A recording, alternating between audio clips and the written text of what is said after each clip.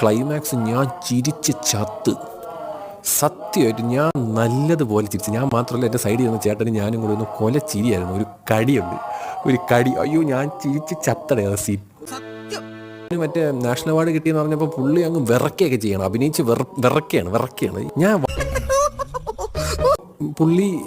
പുള്ളിയുടെ മാക്സിമം എന്തൊക്കെയോ ചെയ്യാൻ ശ്രമിച്ചിട്ടുണ്ട്. ഇതിൻ്റെ തേർഡ് പാർട്ടുണ്ട്.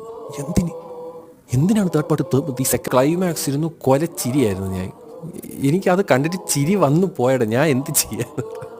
എനിക്ക് ഒരു പടം എടുത്ത് വെച്ചേക്കുന്നത് കഥയൊന്നും ഇല്ല. എന്നാലും സ്പോയിലൊന്നും ഞാൻ ചെയ്യണില്ല. എനിക്ക് ഇഷ്ടപ്പെട്ടില്ല. ഉള്ള കാര്യം പറഞ്ഞു, ഒരു കൊതച്ച പടം. അല്ലു അർജുനെ തന്നെ ഏറ്റവും പോയാൽ എന്തോ ഇതിന് ചുമ്മാ ഇരുന്ന് പറക്കുകയാണ്.